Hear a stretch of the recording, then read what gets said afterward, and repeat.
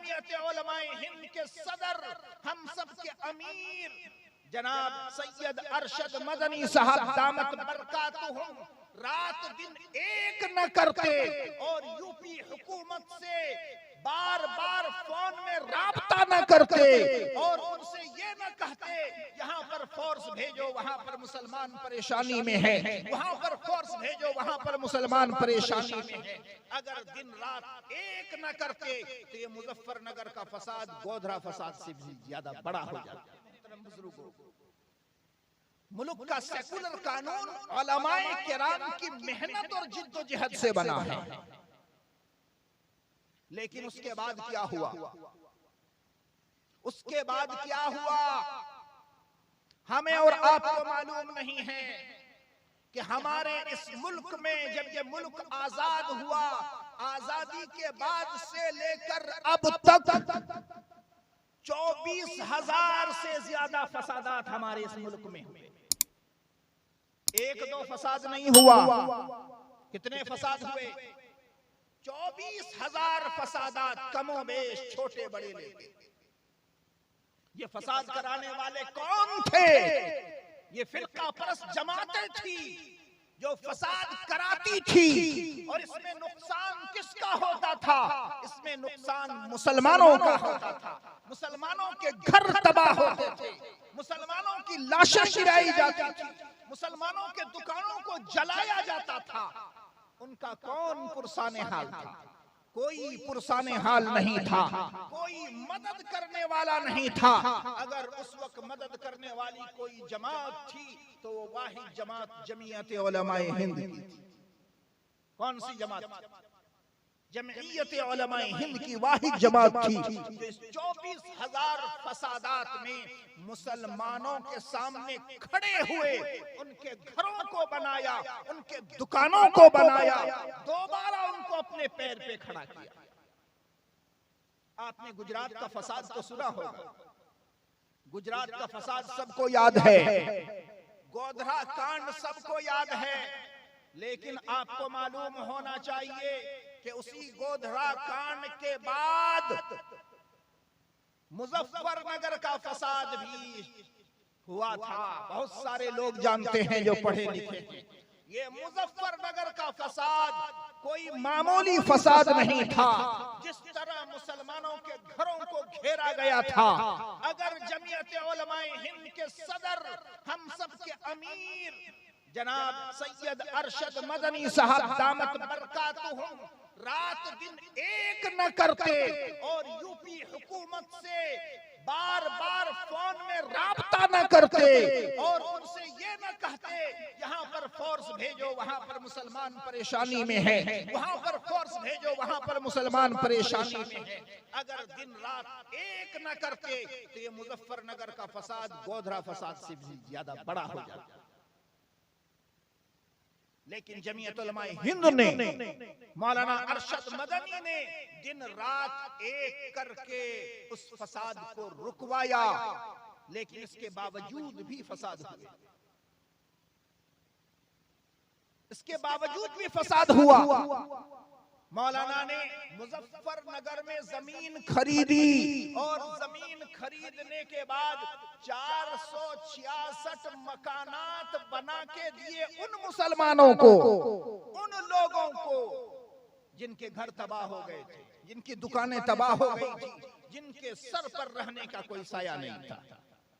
ये हवाई तकरीर नहीं है, ये जमीनी तकरीर है। जो लोग आज भी जाकर देखना चाहते हैं वो अपनी पेशानी के दोनों आंखों से जाकर देख लें कि मुजफ्फरनगर की सरजमीन पर आज भी जमीयत कॉलोनी कायम है और वहां पर 466 मकानात में लोग रह रहे हैं। ये हमारे मुल्क की तस्वीर है, हम इसको नहीं जानते। आपको मालूम होना चाहिए कि हमारे इस मुल्क का एक हिस्सा आसाम भी है। हमारे मुल्क का एक हिस्सा क्या है? आसाम। आसाम की सरकार ने वहां के मुसलमानों से ये कहा कि मुसलमानों, तुमको आसाम में रहने की इजाजत नहीं है, तुम लोग बांग्लादेशी हो और बांग्लादेश से भागकर हमारे इस मुल्क में आकर पनाह लिए हो, लिहाजा अपने अपने वोटर लिस्ट लाओ, तुमको यहाँ पर वोट देने का इख्तियार नहीं दिया जाएगा। उनके वोटर लिस्ट वोटरों को छीन लिया गया और उस पर डी लगा दिया गया, यानी डाउटफुल हैं आप डाउटफुल हैं, आप इस मुल्क के बाशिंदा नहीं। और यही नहीं बल्कि 6 लाख मुसलमानों को उनके घरों से पकड़ कर डिटेंशन कैंप में रखा गया। बीवी को अलग डिटेंशन कैंप में रखा गया, शोहर को अलग डिटेंशन कैंप में रखा गया, बेटा को अलग डिटेंशन कैंप में रखा गया, जवान बेटी को अलग डिटेंशन कैंप में रखा गया। 7 साल 8 साल 10 साल गुजर गए, बाप ने माँ का चेहरा नहीं देखा, बेटा ने बेटी का चेहरा नहीं देखा, एक दूसरे के बारे में वो लोग जान न सके, बीवी ये जान न सकी कि मेरा शोहर जिंदा है कि मर गया है, भाई जान न सका कि मेरी बहन जिंदा है कि मर गई है, एक दूसरे से मुलाकात नहीं, उनका कोई गमगुसार नहीं था, कोई केस लड़ने के लिए तैयार नहीं था। वकील भी ये सोच रहे थे अगर हम इसका केस लड़ेंगे तो हम पर दहशतगर्दी का इल्जाम न लग जाए, इसलिए वकील भी केस लड़ने से डर रही थी। जमीयत उलमा हिंद ने वकील की एक टीम को तैयार किया, अपनी निगरानी में वकीला की टीम को तैयार करके उनसे केस लड़वाया और सुप्रीम कोर्ट में केस चला और 8-10 साल के बाद ये केस जीता गया और सुप्रीम कोर्ट ने फैसला दिया कि जिन लोगों को डिटेंशन कैंप में रखा गया है उन लोगों को उनके घरों तक पहुंचाया जाए। जमीयत उलमा हिंद जनाब मौलाना सैयद अरशद मदनी ने सुप्रीम कोर्ट में इस केस को जीतकर उन लोगों को जो 10 साल 12 साल तक जेल की सलाखों के पीछे थे उनको निकाल कर उनके घरों में पहुंचाया। तब जाकर भाई को पता चला कि मेरी बहन जिंदा है, बीवी को पता चला कि मेरा शोहर जिंदा है। ये आपके मुल्क की सूरत हाल है। अभी ज्यादा जमाना नहीं गुजरा कि हुकूमत ने आवाज लगाई इन मदरसों को बंद करो, ये मदरसा दहशतगर्दी के अड्डे हैं, यहाँ पर दहशतगर्दी की तालीम दी जाती है। चुनांचे बहुत सारे मदरसों में पुलिस गई और जाने के बाद वहां तलाशी ली और तलाशी लेने के बाद पता चला कि वहां से बंदूक निकला, वहां से आरडीएक्स निकला, वहां से दूसरी चीजें निकली। ये क्या हो रहा था? ये साजिशें हो रही थी। वही लोग चुपके से मदरसे में सामान रखते थे, बाद में छानबीन करके उस सामान को निकाल कर ये कह देते थे कि ये मदरसे दहशतगर्दी के अड्डे हैं। पूरी दुनिया खामोश थी। अगर आवाज उठाई, सबसे पहले मौलाना अरशद मदनी ने आवाज उठाई, देवबंद की सरजमीन में सबसे बड़ा कॉन्फ्रेंस बुलाया, दिल्ली की सरजमीन में सबसे बड़ा कॉन्फ्रेंस बुलाकर ये कहा, ऐ लोगों, ये मदारिस दहशतगर्दी के अड्डे नहीं हैं, इन मदारिस में घुसो, यहाँ पर दीन की तालीम दी जाती है, यहाँ पर इंसानियत की तालीम दी जाती है, यहाँ पर माँ बाप के हुकूक सिखाए जाते हैं, यहाँ पर पड़ोसियों के साथ कैसा बर्ताव करना चाहिए वो सिखाया जाता है। और जो चीज इंसानियत को सिखाती वो दहशतगर्दी की तालीम नहीं देती। जमीयत उलमा हिंद ने जगह जगह पर प्रोग्राम करा के ये साबित कर दिया कि ये मदारिस दहशतगर्दी के अड्डे हैं। आगे क्या प्लानिंग हुई? आगे इसके बाद भी प्लानिंग शुरू हुई। थोड़ी देर रुक जाइए, थोड़ी देर। इसके बाद भी प्लानिंग शुरू हुई। जो लोग मुसलमान थे, नौजवान थे, अच्छी नौकरी में थे, उन लोगों को गिरफ्तार करके जेल की सलाखों में डाला गया।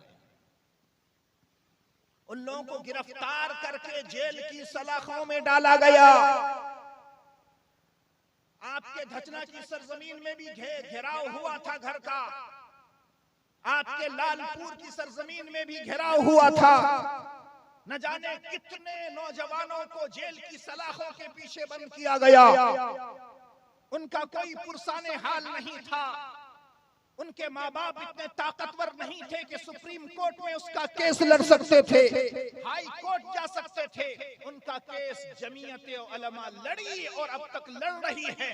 और हजारों ऐसे नौजवान जो हिंदू भी हैं, मुसलमान भी हैं, जेलों में बंद हैं। जमीयत उलमा ने उनको जेलों से निकाल कर बाहर किया और एक एक केस को लड़ने में लाखों और करोड़ों रुपए खर्च हुए। ये हमारे मुल्क की तस्वीर है।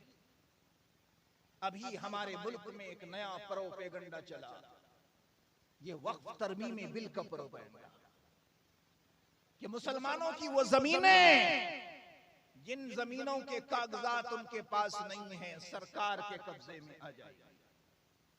वो मस्जिदें जो 500 साल पहले पुरानी हैं, जो 400 साल पहले पुरानी मस्जिद है, उनके कागजात हमारे पास कैसे होंगे? कितने सैलाब आए, कितने तूफान आए, कितने घर जले, हमारे कागजात जलकर राख हो गए। उस वक्त कंप्यूटर का जमाना नहीं था, कागज कहां से लाते? कंप्यूटर तो अब आया है कि अगर डॉक्यूमेंट जल जाए तो दूसरा डॉक्यूमेंट हम कंप्यूटर से निकाल सकते हैं। लेकिन सरकार ये कह रही है कि तुम्हें कागज दिखाना होगा। अगर ये कागज नहीं दिखा सकते तो तुम्हारी मस्जिदें तुमसे छिन जाएंगी, तुम्हारे कब्रिस्तान तुमसे छिन जाएंगे, तुम्हारे इमाम बाड़े तुमसे छिन जाएंगे।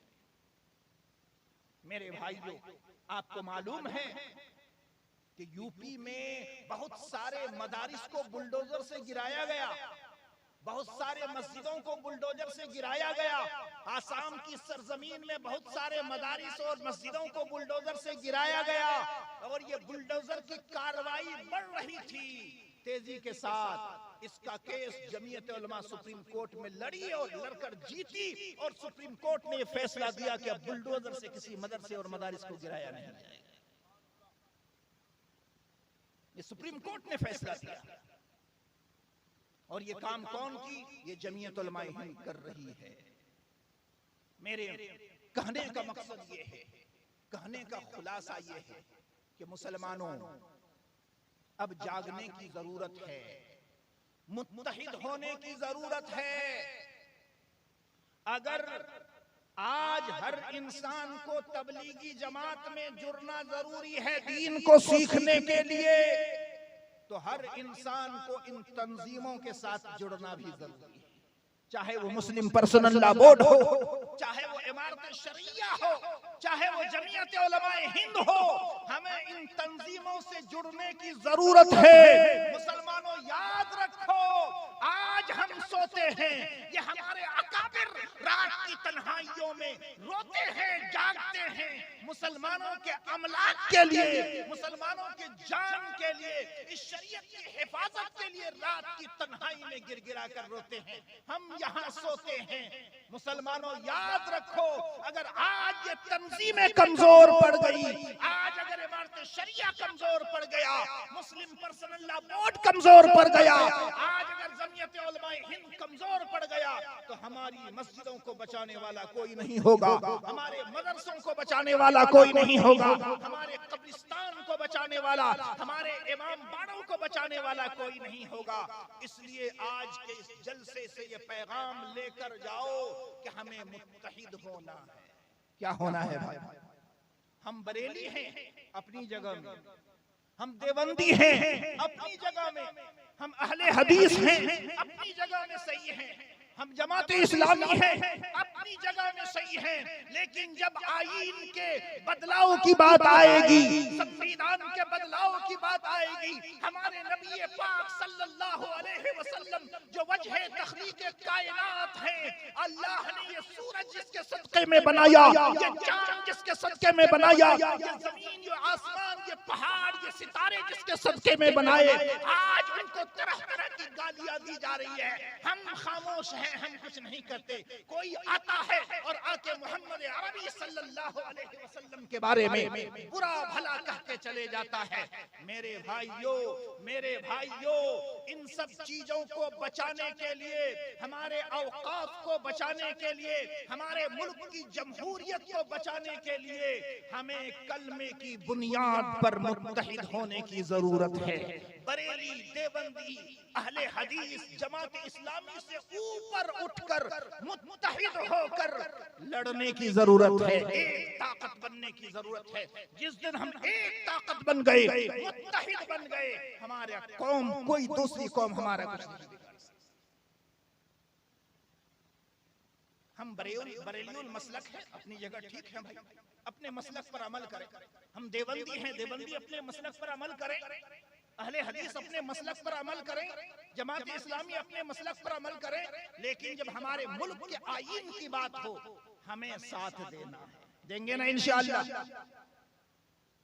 क्या साथ देंगे आप?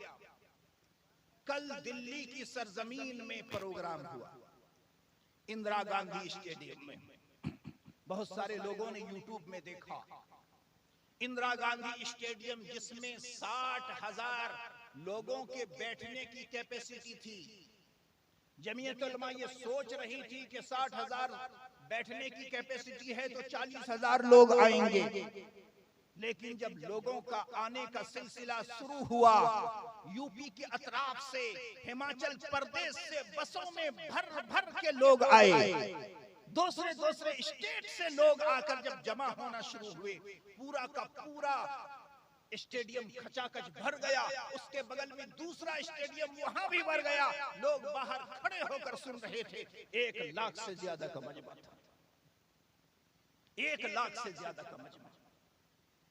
मुसलमान आहिस्ता आहिस्ता जाग रहा है, मजीद जागने की जरूरत है। अगर मुसलमान जागा हुआ नहीं होता तो आज 400 के पार होता, लेकिन 400 के पार नहीं हुआ, 250 में अटक के रह गया। इसका मतलब यह है कि मुसलमान मुत्तहिद हो रहा है।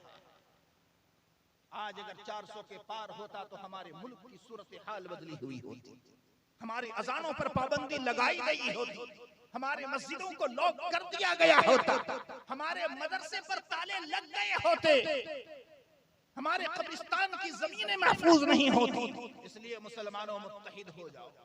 एक प्रोग्राम दिल्ली में हुआ है, दूसरा प्रोग्राम 24 नवंबर को पटना की सरजमीन में होने जा रहा है। पटना की सरजमीन में दूसरा प्रोग्राम 24 नवंबर को होने जा रहा है। हमको यहां से 23 नवंबर को निकलना है। दिन 10 बजे से लेकर 2 बजे तक गांधी मैदान के करीब में एक बहुत बड़ा हॉल है, बाबू सभागार स्टेडियम। उस स्टेडियम में प्रोग्राम होगा। जनाब मौलाना सैयद अरशद मदनी साहब तशरीफ लाएंगे। आपके मुल्क के मुख्यमंत्री जी नीतीश कुमार भी इस प्रोग्राम में तशरीफ लाएंगे। आपके जिला कटिहार से 500 अफराद को लाने की बात कही गई है। आपको जाना होगा। अगर अपने आईन की हिफाजत चाहते हैं, अपने मस्जिदों की हिफाजत चाहते हैं, अपने मदरसों की हिफाजत चाहते हैं, तो आपको जाना होगा। एक मुसलमान की जिंदगी सिर्फ यही नहीं है कि अपने बीवी बच्चों के साथ खाए पिए और जिंदगी गुजारे। ये काम तो जानवर भी करता है। एक चरिंद और एक परिंद भी अपनी चोंच में खाना लेकर अपने बच्चों को खिला देता है। अगर मुसलमान भी वही काम करने लगे, सिर्फ उसका मकसद दुकानदारी हो, अपने बीवी बाल बच्चे की परवरिश हो, उसके अलावा उसका कोई काम नहीं हो, एक इंसान और जानवर के अंदर कोई फर्क नहीं रह जाता। मुसलमानों इससे आगे बढ़कर खिदमते खल्क का जज्बा पैदा करना होगा। अगर दुनिया के किसी कोने में मुसलमान तकलीफ में है, उसका दर्द आपको सहना होगा। आज हम दर्द सहते हैं? नहीं सह रहे हैं। फलस्तीन में मुसलमानों को मारा जा रहा है, 70,000 से ज्यादा मुसलमान शहीद हो गए, औरतों की इज्जत तार तार हो गई, बच्चे शहीद हो गए। उलमाए किराम आवाज लगाते रहे कि इस्राइल की फैक्ट्रियों में जो चीजें बनती हैं उसका बाइकाट करो, लेकिन मुसलमानों ने कोको कोला पीना नहीं छोड़ा, मुसलमानों ने स्प्राइट पीना नहीं छोड़ा, मुसलमानों ने पेप्सी पीना नहीं छोड़ा, मुसलमानों ने लाइफ कोई साबुन को इस्तेमाल करना नहीं छोड़ा, साबुन को इस्तेमाल करना नहीं छोड़ा, फेयर लवली क्रीम को इस्तेमाल करना नहीं छोड़ा। हमारे इंडिया में क्या ऐसी कंपनियां नहीं हैं जो हमारे चेहरे को गोरा कर सकती हैं, जो हमारे कपड़े को धो सकती हैं? घड़ी साबुन से भी कपड़े को धोया जा सकता है, नीम साबुन से भी नहाया जा सकता है, मार्गो साबुन से भी नहाया जा सकता है।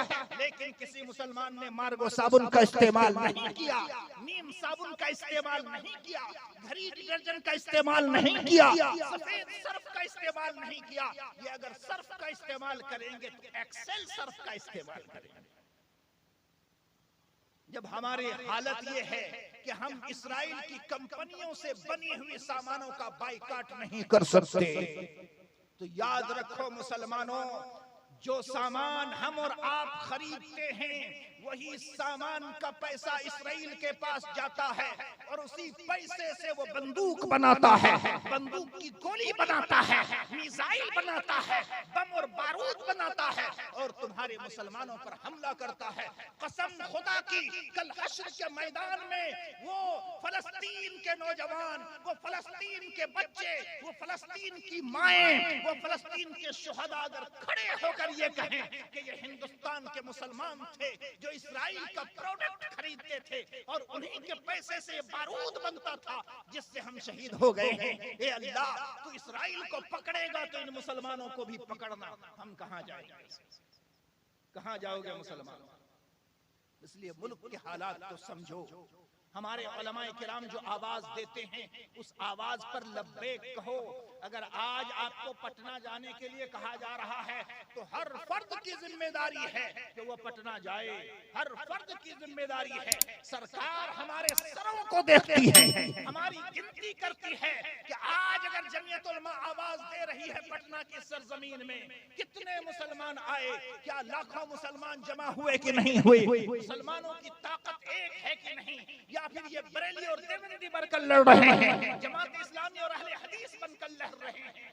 सरकार हमारी ताकतों को देखती है, जब हमारी ताकत इकट्ठी होती है सरकार भी लड़त जाती है, कुर्सियां भी लड़त जाती है। इसलिए हमें और आपको अपनी अपनी जिम्मेदारी समझना होगा। जाएंगे इंशाअल्लाह, मैं बात को खत्म कर रहा हूं, जाएंगे इंशाअल्लाह।